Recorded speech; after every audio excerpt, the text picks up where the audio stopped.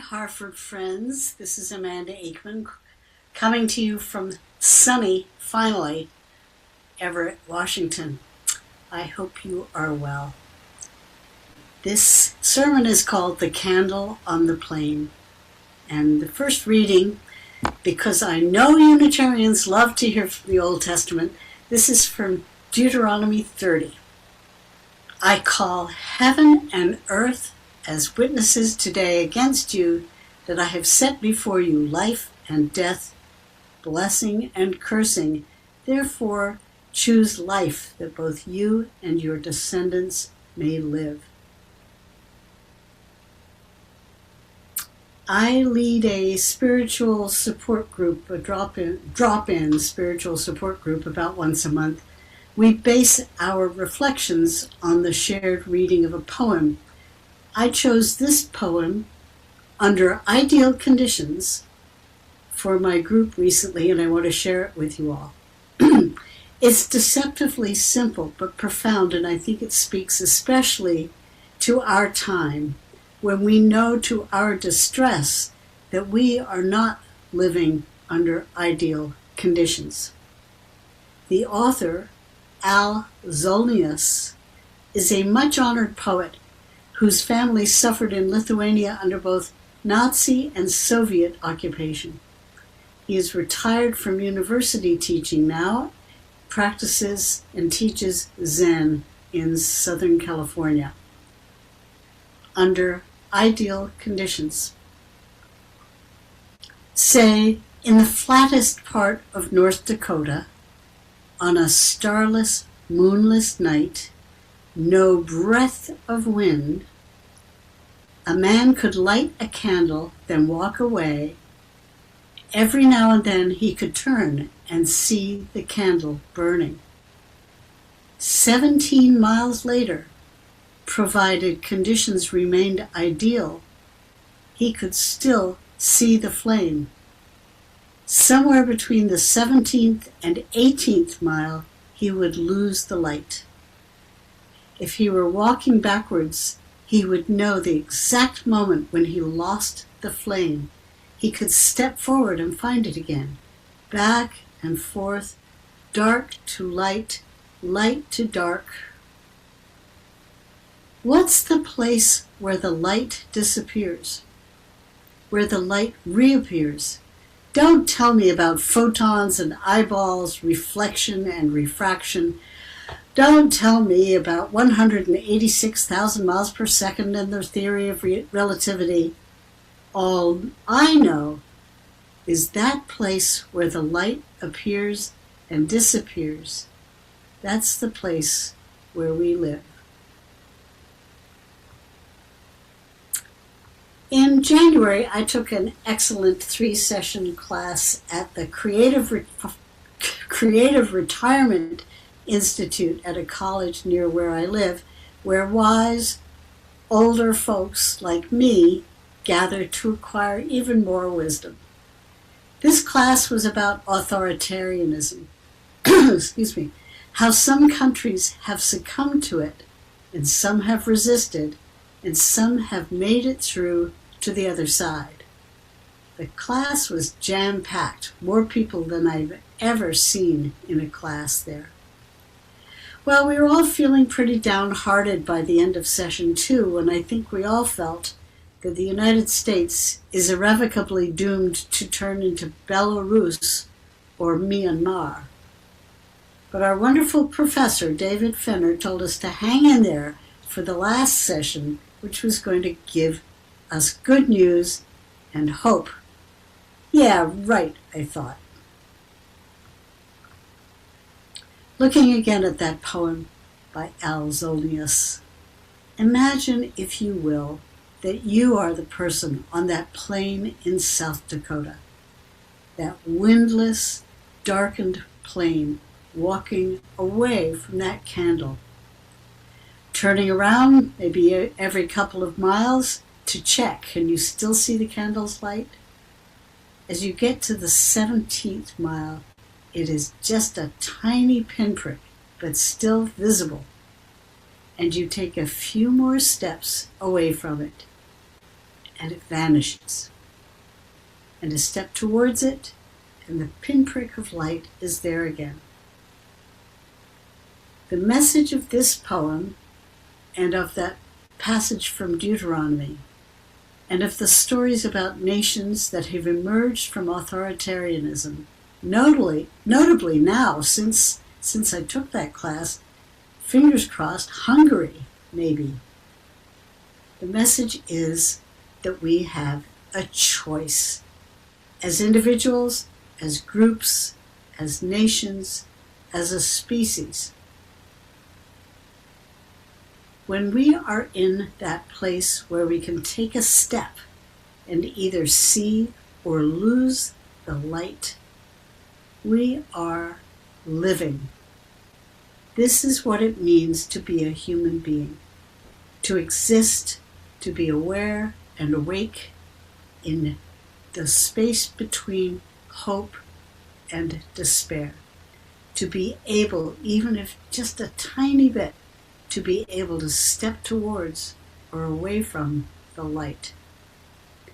And to be a person of faith means that even when you can't see the flame, you still know it's there. We in the United States are at a juncture where democracy is hanging by a thread. For many people, the unrestrained thuggery of ICE has meant the loss of freedom and even death. When first Renee Good and then Alex Pretty were murdered in Minneapolis, I felt that the candle flame was out of sight. But as historian Heather Cox Richardson, our national treasure, says, the past has its own terrible inevitability, but it is never too late to change the future. We step back and forth, seeing the flame, losing the flame. The magnificent people of Minneapolis stood up, refused to let ICE have any peace, caused them eventually to draw down their forces. They showed us dramatically what happens when the people choose life, when they step towards the candle and can see the flame and vow never to turn their backs on it again. In our personal lives, we can probably remember times when the flame was invisible to us, times when we doubted that we were loved or worthy of life. Maybe some of us are facing right into that dark space right now. But at some point, maybe in our despair, we turned around, took a step in the other direction, were able to see the flame again, and found new hope and new strength. Perhaps the spirit of life surged up in us, inspiring us to put down the bottle, to throw away the needle, to leave the abuser, to quit the meaningless work, to step out into the dark that still surrounded us, but in which the faintest glimmer could be discerned. Or perhaps another person lit that flame for us. Perhaps in the smallest of gestures, he or she showed us that we were lovable, valuable, just because we existed. Perhaps someone challenged us and gave us new courage to take that step toward the light. Perhaps we heard a chord of music that tugged our heart back to beating. And perhaps that made all the difference and changed the course of our life. Every interaction between us is a relationship that, whether you believe in God or not, has the potential to be holy, to be sacred. There's a myriad of tiny ways that we can stand up to the cruelty and thoughtlessness of the world and direct even strangers back toward the light of that far-away candle. I know that I've shared this poem by Danusha Lamaris with you before, but I've got to lay it on you again because it reminds us about the fleeting temples of kindness we can create in our daily interactions. This is called Small Kindnesses by Danusha Lamaris. I've been thinking about the way when you walk down a crowded aisle, people pull in their legs to let you by. Or how strangers still say, "Bless you," when someone sneezes, a leftover from the bubonic plague. Don't die, we are saying. And sometimes when you spill lemons from your grocery bag, someone else will help you pick them up. Mostly, we don't want to harm each other. We want to be handed our cup of coffee hot and to say thank you to the person handing it, to smile at them and for them to smile back, for the waitress to call us honey when she sets down the bowl of clam chowder, and for the driver in the red pickup truck to let us pass.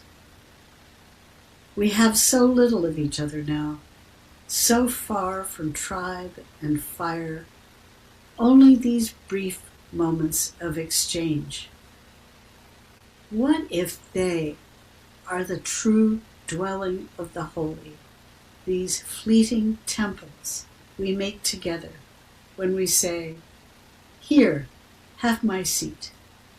Go ahead, you first. I like your hat."